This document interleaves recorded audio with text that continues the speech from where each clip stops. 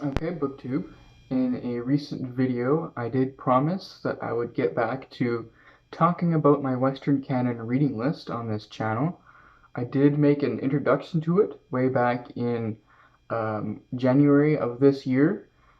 You should be able to find it in my back catalog of videos because it's the only video of mine that has a actual thumbnail to it. It's got just a row of um, the the Britannica Great Books Classic series. So that's my introduction video. So all of this video and then the rest of the videos in this series will just be going through my Western Canon reading list. So if you want to know why I created this list and how I created this list, I would recommend going back to that introduction video. I will link it down in the description if I can remember, but it should be easy to find regardless. And so this video will be actually me just going through my list, providing a little bit of commentary. I don't know how interesting this will be because it's me reading a list and maybe giving some rationale to the order and choices, uh, and yeah, and it'll be fairly detailed.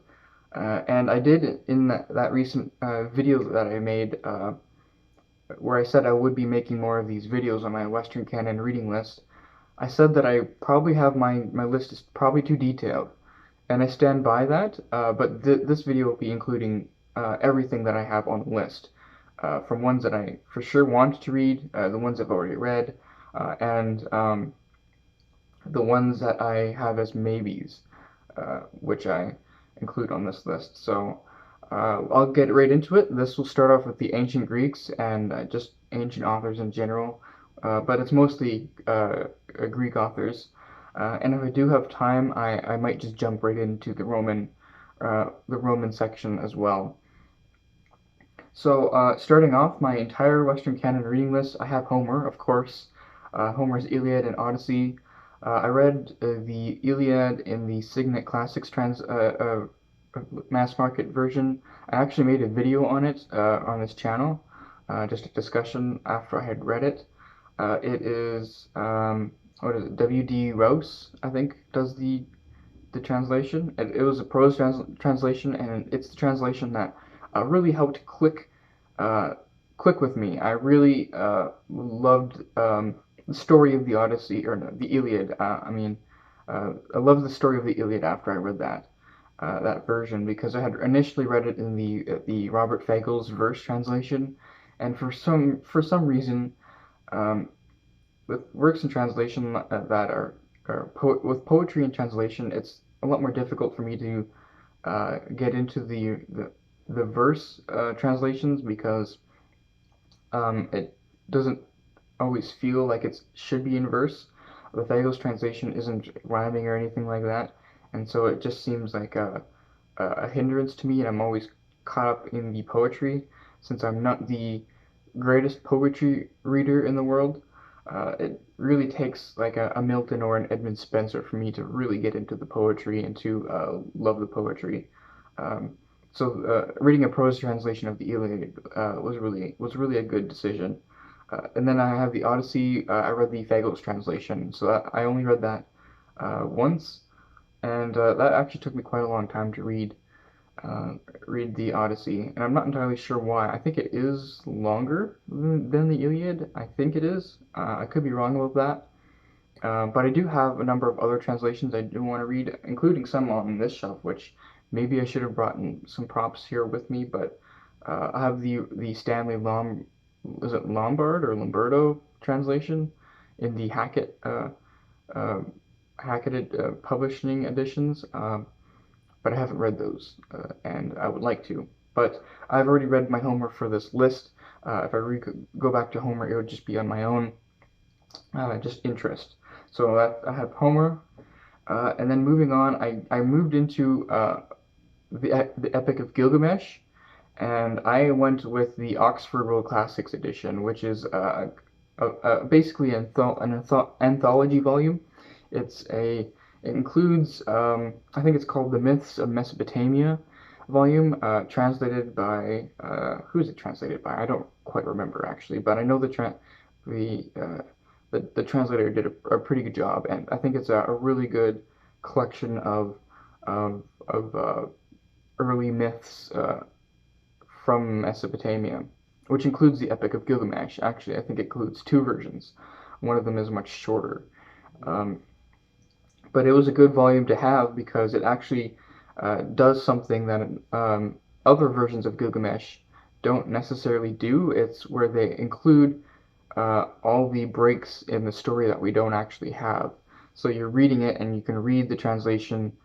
We can read the words that we have in translation, but then when there's, say, a missing piece or a bunch of verses that are missing, that will be reflected in the text. So then there's a whole bunch of brackets with nothing in them, reflecting missing spots, and a bunch of just little notes saying, lines 79 to, I don't know, 81 are missing, and then I'll just continue on with the story and the translation. And I found that was the best way to read it because most translations of Gilgamesh that don't do that are really just retellings. They're not actually the translated work itself, and I think that is uh, interesting in its own right, but it's not really the Epic of Gilgamesh as we have it. It's really just people trying to plug in what they think the story is doing in those parts that we don't actually have. And then, of course, all the other myths in that volume, in that Myths of Mesopotamia volume, are all well worth reading in their own right, and they're very interesting to contrast between, say, creation accounts like in, say, Christian myth and in Greek myth, and subsequent mythology too. So that's really a good volume to have. Then I read the Hesiod Penguin Classics version. I read it in an old version where it has Hesiod Works and Days, and then I think it's got Theognis, who was like a disgruntled or displaced Greek aristocrat or something, who wrote a bunch of um, little tales or little reflections, uh, little poems on just aspects of life and whatnot. And they have it all in one volume, that old Penguin version that I have. And I don't remember who the translator is either. I'm not being very helpful. But it's an older version because I know Penguin does a more recent version where it just includes Hesiod in there. But my version had a combination volume, so I read all of it, and I think uh, it was really quite good. Though I didn't remember Works and Days as much because his Works and Days is like a more of a moralistic instructional manual and includes farming advice and whatnot. But then his other poem, which I'm blanking on the word, the title of it, but it's his Greek myth origin story, which is like he was the first author to really take Greek myth and make an entire um, origin story or whatever, connecting the dots of all the Greek tales into into one overarching um, origin. And it's interesting for that, right? Though it's not very artfully done, as most translators that I've read like to say. Works and Days is definitely my favorite, and it really stands out as quite an interesting, moralistic set of instructions from the ancient world. And then I moved on to the Homeric hymns.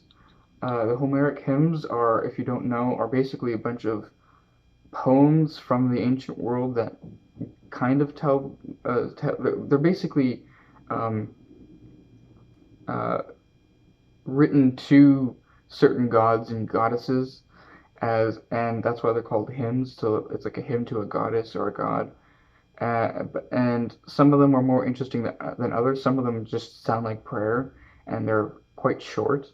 And then there's a certain few that are actually much longer, and they're a lot more interesting, and they actually tell a story. And for example, there's one on Hermes and his birth and his trickery. from birth, which was quite interesting. And then there's another one about Demeter, who's the goddess of um, crops, and Proserpine, I think is how you say it. That's her daughter who gets taken into the underworld, and then Demeter grieves, and by grieving, she refuses to accept sacrifices, and all the crops wither and die, and the gods have to try to find a way to appease her. And it's a good story. Some of them have the longer ones tell good stories, but the shorter ones are really just kind of there. They're very short. Um, then I read Aesop's Fables in another old Penguin version, which uh, had over 300 tales, fables, which is very specific for every volume that you come across for Aesop's Fables, because I mean, we really don't know who Aesop was. We have speculation about what he could have been, or who he could have been, and what tradition likes to subscribe to him, but we don't know Aesop as a person any more than we know about Homer, and because but with Aesop more than with Homer, we have people adding on stories and making up their own, adding little moralistic uh, conclusions to these tales, where this tale tells why you should always be careful about trickery or something along that line. And the old Penguin version that I had was very interesting. It was good translation, but the problem was it had no index. And so when you want to look for a story, say a story about a fox and a lion, you'd have to look through the entire book looking for the title that says a fox and a lion. There's no index where you can just look up fox and then it'll show you all the tales that include a fox, and then you could just look them up your own. And I found that quite annoying, especially since there's no universal numbering system for Aesop's fables, mostly because of the wide variation in um, fables and what's included and what's not. But it's an interesting diversion. Most tales are not more than a page long, so it's a fairly quick read too. Then I read the Oxford World Classics volume of the Presocratics, called The First Philosophers. It actually includes the Presocratics and then the Greek Sophists. It includes a larger selection from the Presocratics. This is translated by who is it? Robin Waterfield, I think. Waterfield. And he does a lot of translating of Greek works for Oxford. And this volume was fairly interesting too. A lot of the Presocratics we only have in fragments, either quoted from other authors or just fragments that survive. And so you don't get a whole lot of narrative experience. The real gem of this volume is that Robin Waterfield gives an introduction for every single individual thinker, and he tries to go through what we know of their thought and how they thought, and just giving a brief overview of each writer. And I think that was much more valuable than reading the actual fragments themselves, which aren't terribly interesting unless you're reading about Pythagoras and his hatred for beans, and his prohibition against beans for very specific reason.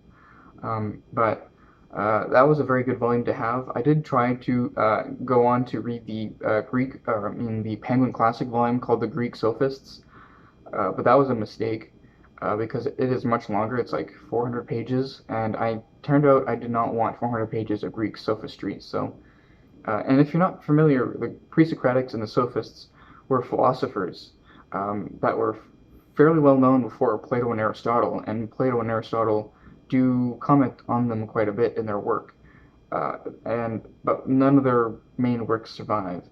Um, and so we separate them into the groups. The Presocratics, meaning the people who basically were trying to naturalize the universe into understandable ways, and then you have the Sophists, which had a lot more scorn attached to them because they were more of itinerant teachers who were going around teaching rhetoric to wealthy young men in order to manipulate the population, which in a Greek world that was had some democratic underpinnings. That's one way to gain influence, was to be able to use rhetoric to manipulate an audience. And they were less known for, they were unconcerned with the truth of arguments and the truth of things, which the Presocratics allegedly were, and the Sophists were more interested in trying to use words for trickery, and that's why, especially Plato has a lot of harsh words for them in his works. And then moving on to two famous authors here, we got, or at least the first two famous authors. A lot of authors in this Greek section are famous, but now we get to the heavyweights here. We got Herodotus, and then we got Thucydides, which I read. I didn't read them together, but I read them. I read Herodotus, and then I read Thucydides.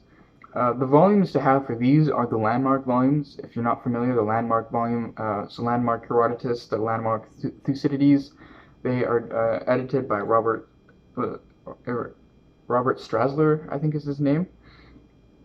And they were basically a passion project with him, which started with Thucydides, where like these big oversized books that include the entire work of the author in question, and they include just a ton of notes, a ton of maps, and a ton of critical apparatus. So essays by scholars in the back about, say, what is war in Thucydides, or monetary exchange in Herodotus, or whatever. Trireme warfare in Herodotus, that kind of thing. And those volumes are incredible. I did not read the actual translations for these works from the landmark version. I consulted different translations. The ones from Oxford is the ones that I read, but I had the landmarks right beside me, and I was consulting the maps and whatnot as I went along. And the reason for that is just because I wanted different translations. That was just a personal preference. So for Herodotus and Thucydides, I read the Oxford World Classics translations. The Herodotus one is, again, Robin Waterfield, and then the Thucydides, I think, is Hammond, something Hammond. I don't remember his first name, but I know the editor of that volume, or the person who did the notes and introduction, was Peter Rhodes, who's a great Greek scholar. And both Oxford versions have a ton of notes in their own right. It's just that you're constantly flipping to the back, and there's only a few actual maps in each volume. The landmark volume, you probably have a map every 10 pages, and that'll focus specifically on the place where Thucydides or Herodotus are actually talking about in their narrative. So they're incredibly valuable to have. And how I liked these authors, Herodotus sticks with me a lot more. I don't quite remember. I mean, I read them both, but I had a tough time with both, I would say. I think for Herodotus, it was more just the circumstance in which I read him for, which I won't go into.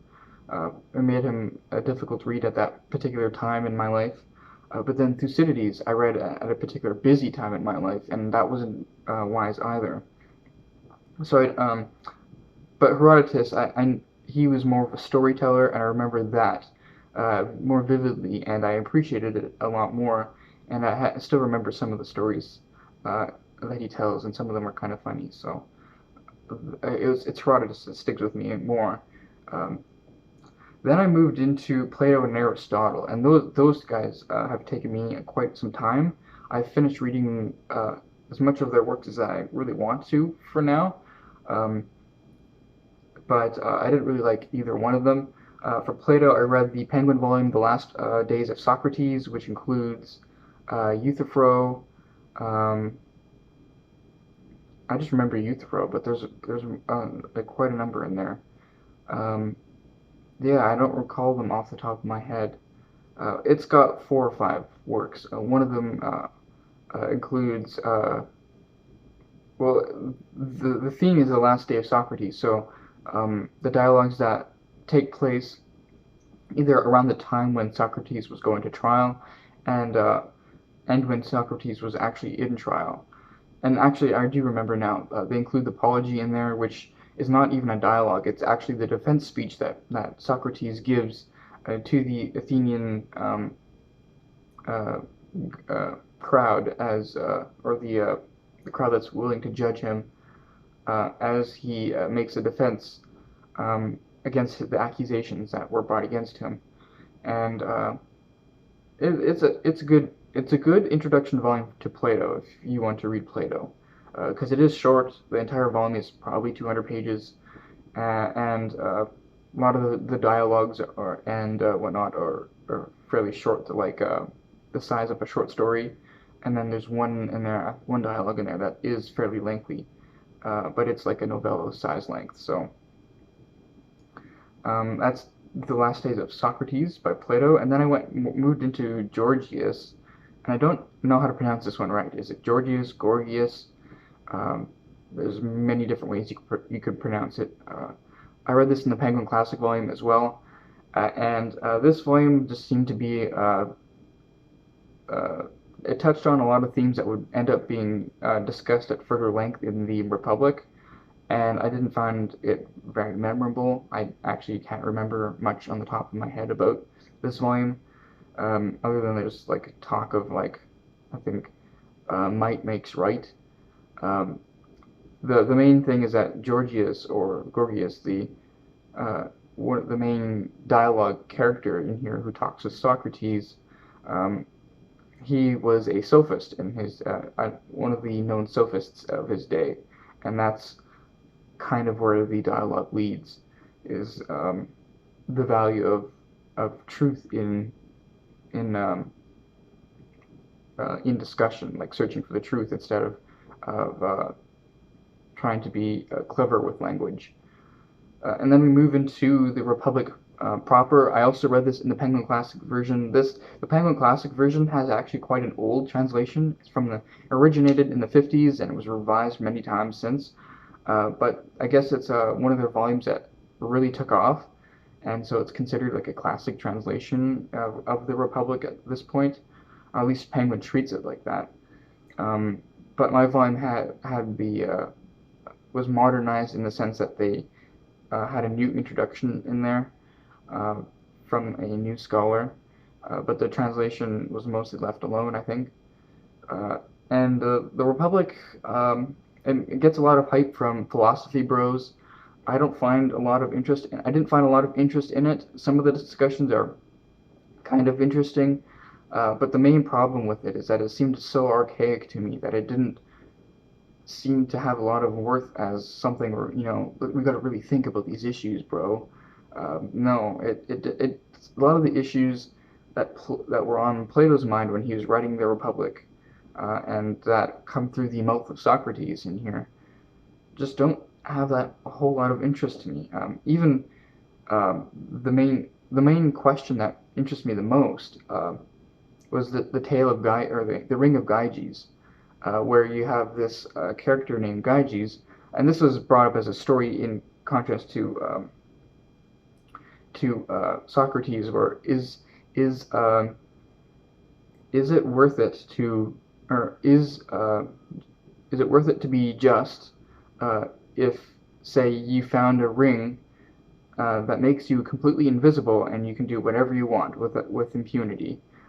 Would it be worth it to still be just in that situation? Because obviously, in that situation, most people, and Gyges in the story, they take the ring that makes him invisible, and he ends up killing the king and taking the king's wife or something and ruling over the country, because as soon as he had the power to be invisible and to get away with things, he immediately indulges in unjust behavior. And that's kind of the the question put towards Socrates. Is it worth pursuing justice, regardless of whether or not people know about it, because the argument that is put forward by others is that people only want to appear just. They don't actually want to be just. They just want to have the reputation of being just. And I think that's an interesting question.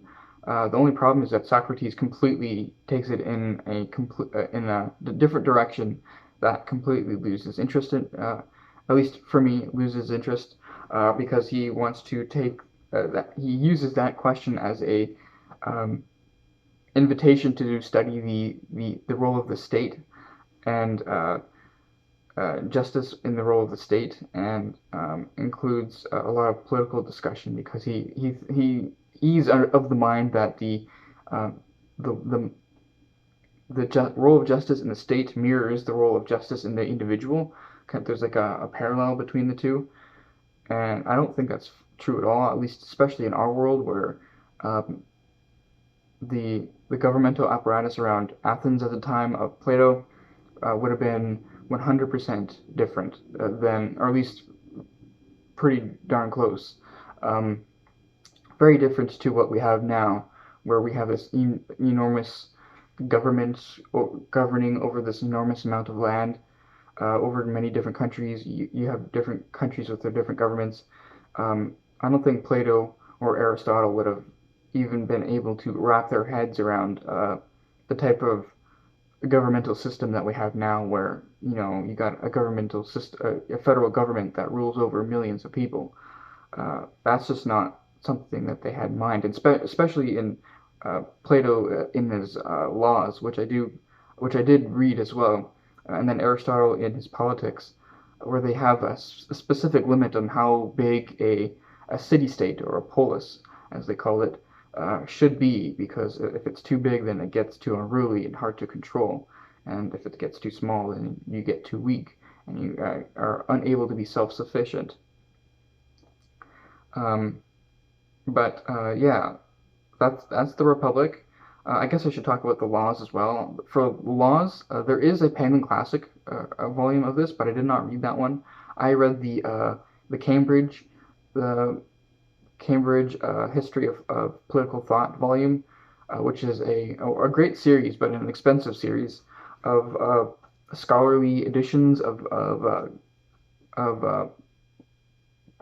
history of political thought. So so it's got Plato in there, it's got some Aristotle, it's got the usual suspects in the history of political thought in there, like Machiavelli as well. I think Erasmus has a volume in there. Um, yeah, Hobbes, of course, is represented in there. But they do a new translation of Laws, and that's the volume I read. I think it was a lot more interesting than the Republic, in that it was down to earth a lot more of actual policy making.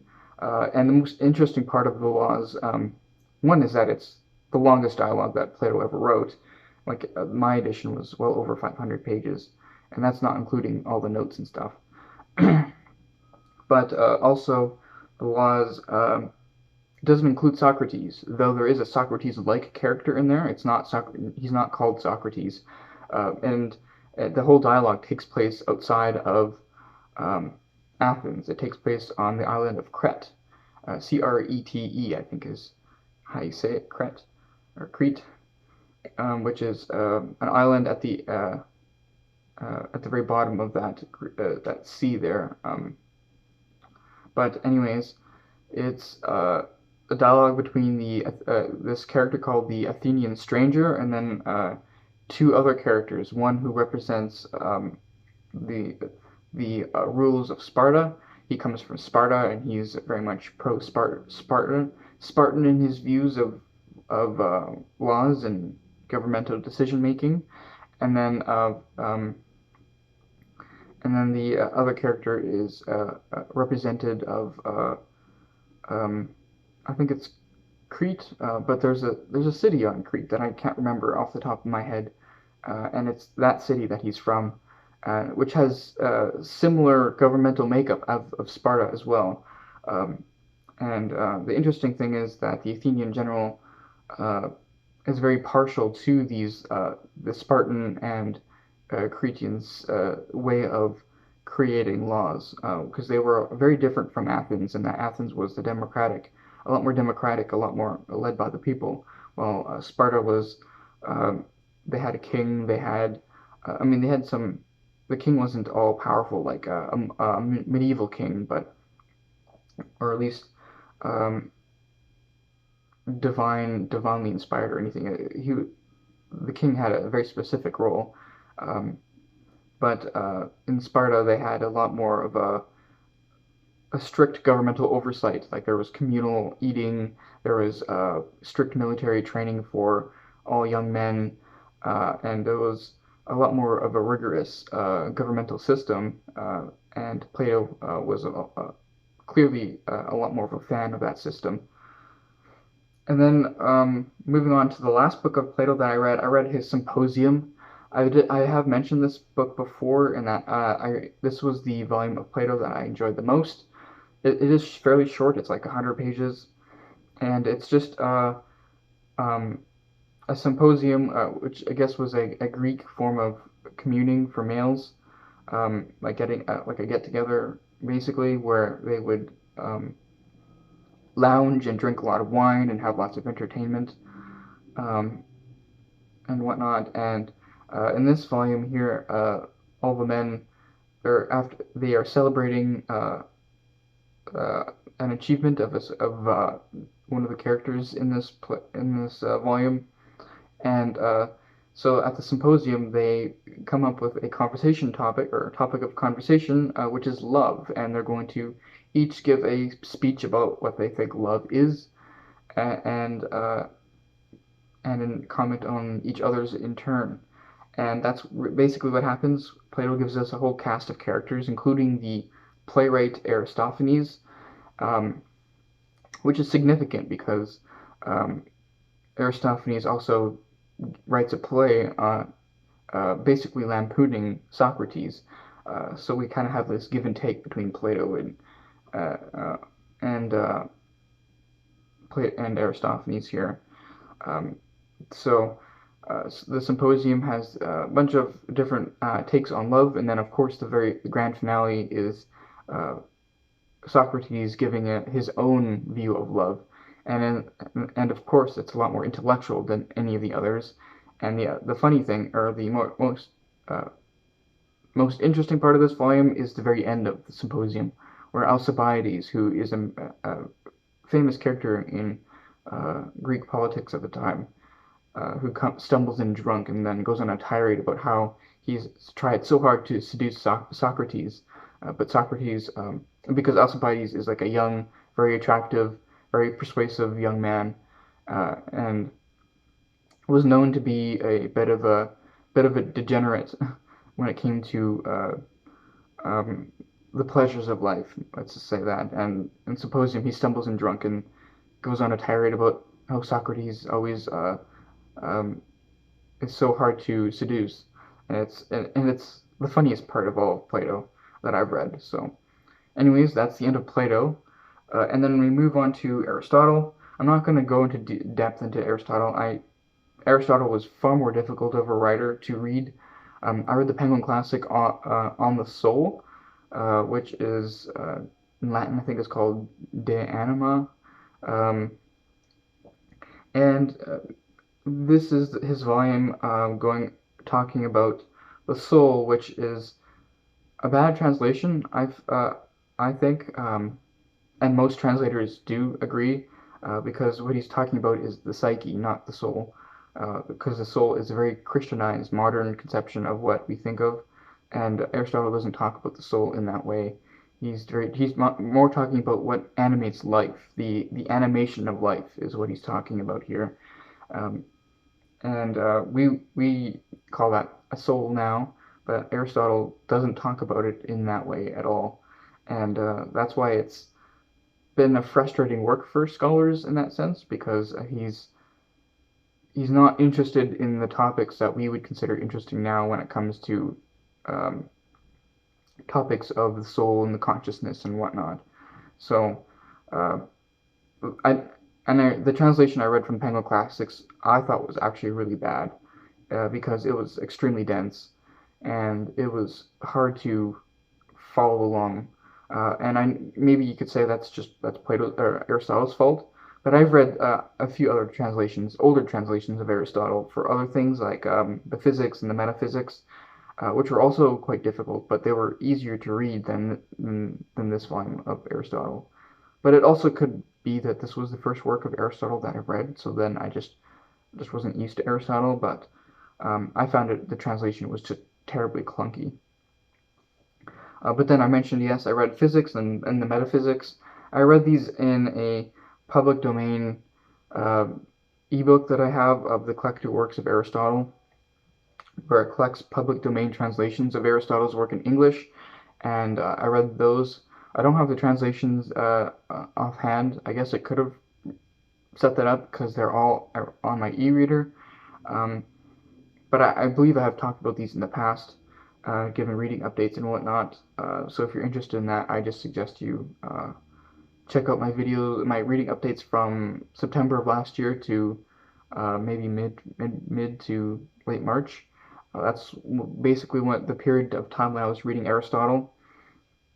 And the physics and metaphysics are almost impenetrable. I did not understand almost anything of these works, and I basically read them just to say that, or just to see what's there, and to say that I gave Aristotle a chance.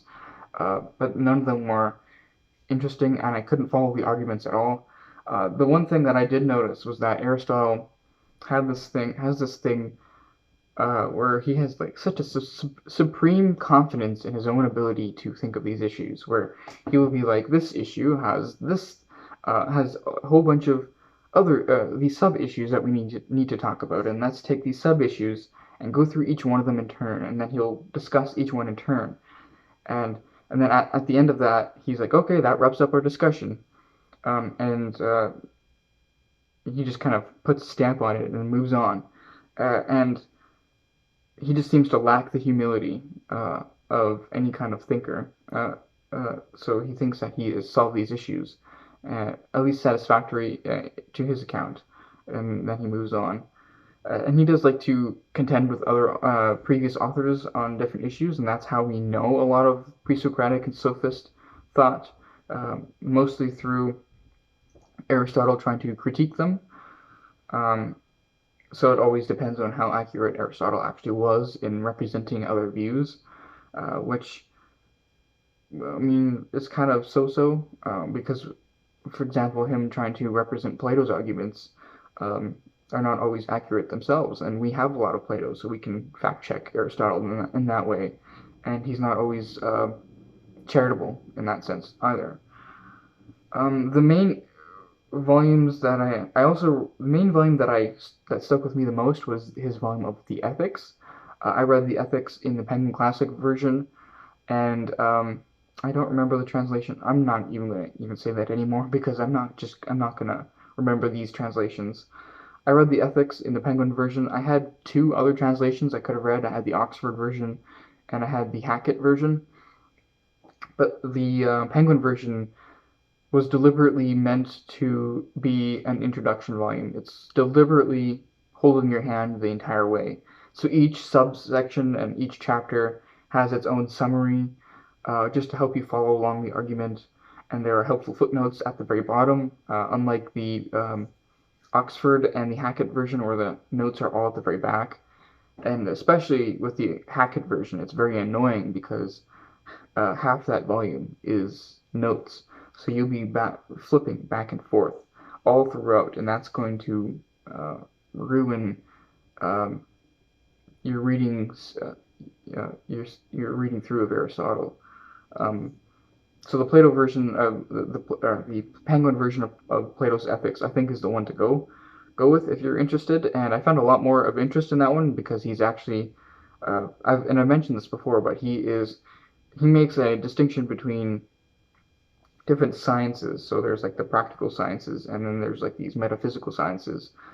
And the practical ones include like ethics, politics,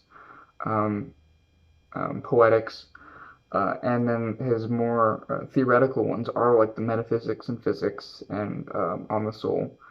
And those ones are arguments at first principles, is how he puts it, and those are extremely theoretical. But then his more practical ones, such as ethics and politics, are far more easier to understand and a lot more concrete. Um, and ethics actually had a lot of interesting stuff in it that I would like to go back to. And that's the one I most likely will be rereading, especially since I have many different translations of it, so I have more of an excuse to go back and study that one a bit more. But I did read the politics as well, also in the Penguin version. The politics was less interesting, and specifically for the same reason that I found the Republic not interesting, in that it seemed very archaic. And the one interesting thing is that I guess you're seeing how this ancient author thought of how the role of the state and the role and the role of laws and what kind of government should be set up and whatnot. And I guess that's interesting in its own right. But I just found it super archaic in that it was very divorced from how we organize politics and how we think of politics now these days. So I didn't find a whole lot interesting. It was easier to follow along, probably the easiest to follow along out of all of Plato or Aristotle that I've read, um, but in that sense a lot less interesting. And then I read the Rhetoric from the.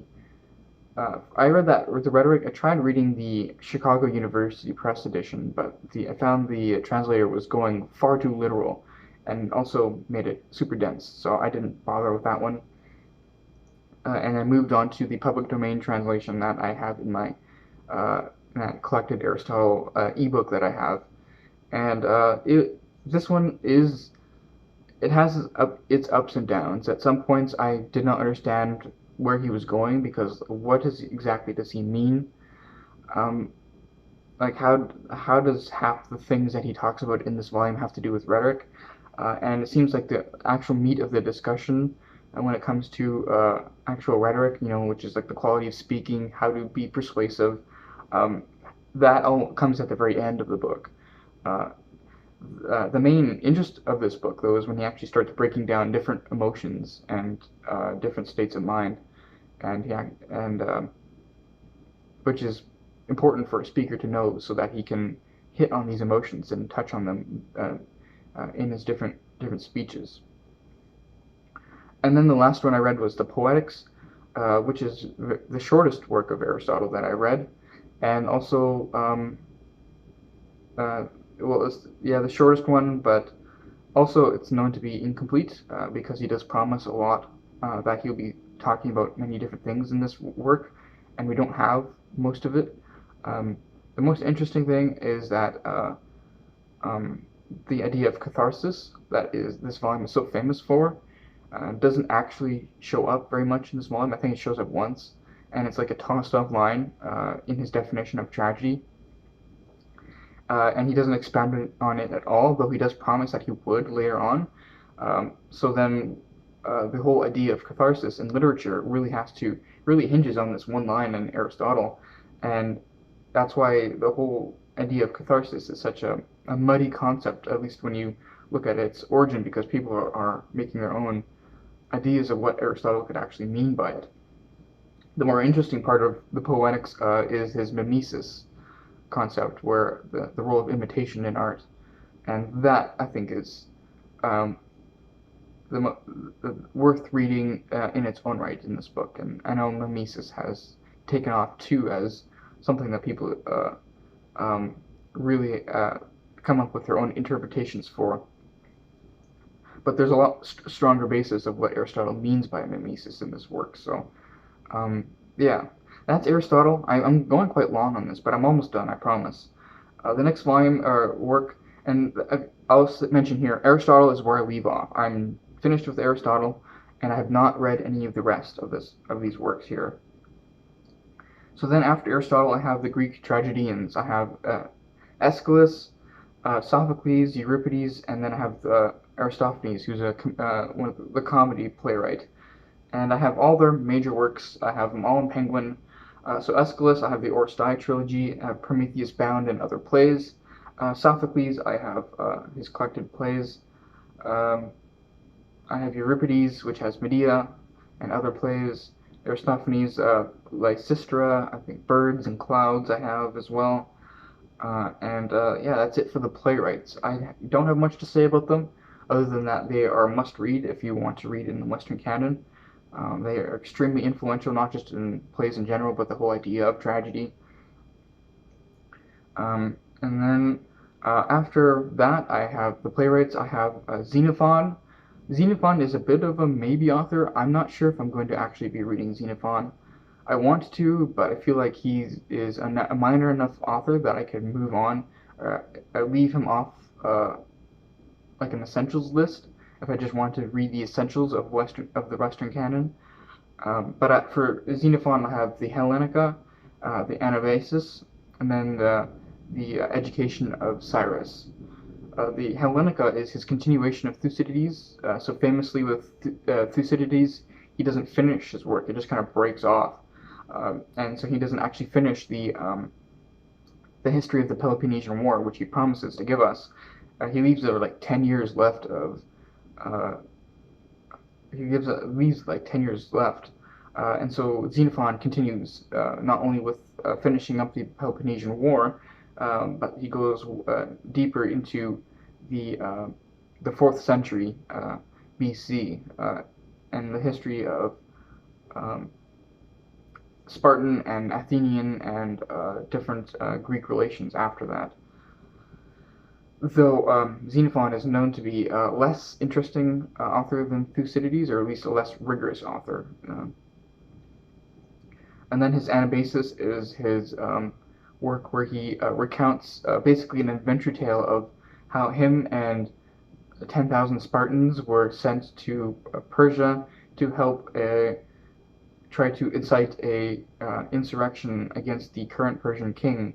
I think is like the Persian king's brother wanted to take over the crown for himself, and then asked Sparta, who was an ally of his, for men, and they sent him 10,000 mercenaries, or I think it's 10,000, maybe it's a smaller number than that. But Xenophon went on that trip, and the trip went horribly wrong. The forces were defeated, and then the tale recounts how Xenophon and a number of survivors tried to make their way back to the Greek lands. And then the Education of Cyrus is basically like a theoretical work on Persian education of a prince, and it was influential for that reason, especially in the Middle Ages when it came to education of princes. And then we have Demosthenes, who is an orator during the 4th century BC Athens, especially during the time of the Macedonian King Philip when he was rising to power, and he is known as in the ancient world as probably the best orator, making a whole bunch of speeches which we survive. I have his volume of speeches from Oxford right there at the very bottom,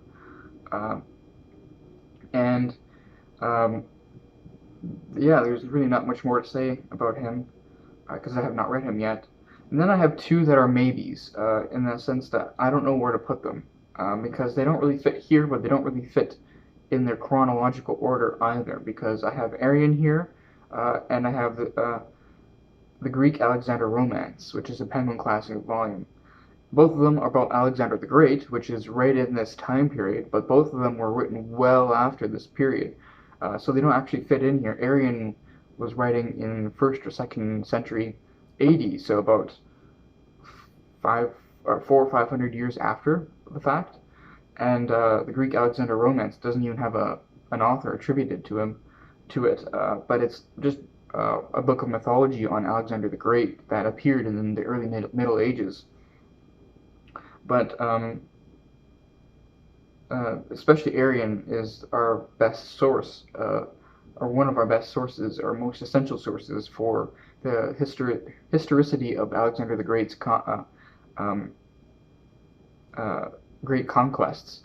We do have others too, like Penguin does them too. I don't remember the names, but Arrian is by far the most widely trusted source on Alexander the Great, even though he's writing so much further after the fact.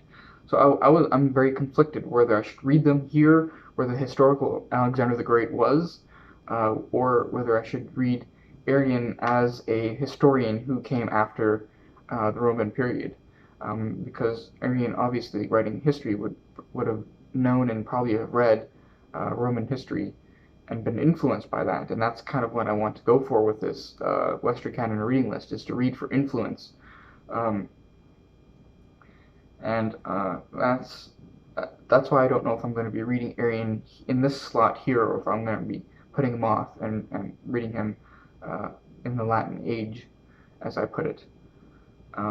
We're at 50 minutes here. I got two authors left, sorry. We have Epicurus, the Essential Epicurus. We don't have a whole lot from Epicurus, so the Essential Epicurus is the volume I could find that has the most of the actual Epicurus, instead of a volume that is basically talking about him. Epicurus is known for his Epicurean philosophy about pleasure, but from what it sounds like, his philosophy of pleasure is very much misunderstood, because Epicureanism is seen as like a license to hedonism, which is not how Epicurus taught it at all. He was very much a basic,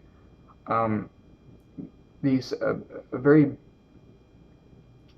well, he's the opposite of a hedonist. He was very principled in his pleasures, where for him, Epicureanism would be like the base pleasures, the baseline pleasures. So for him, drinking water and eating bread satisfied him, that would give him pleasure, and that was all you needed. Anything other than that was like excess pleasure. And I think that's sort of how Epicurus wrote about it, but I'm only taking this from secondhand sources here. I have not read it myself. And then we end off with Apollonius of Rhodes. This is the story of Jason and the Argonauts. I have the Penguin Classic volume here called The Voyage of the Argo, and this is a classic story in mythology, where basically a bunch of superhero Greek mythological figures go on this quest and go through all kinds of troubles along the way, and troubles with each other and whatnot. And that's really all I know about it. I don't know a whole lot. But that's it of my Greek age, and I'm sorry for the length. I did not think it would take this long, but because I guess I've read so many of these already, I just wanted to talk about them a bit. And so that'll be it. I'll do the next video on the Latin age. So the next video will be on Roman literature, but it'll include Greek authors too, who grew up and were writing in the Latin age. So that'll be my next video. Thanks, BookTube.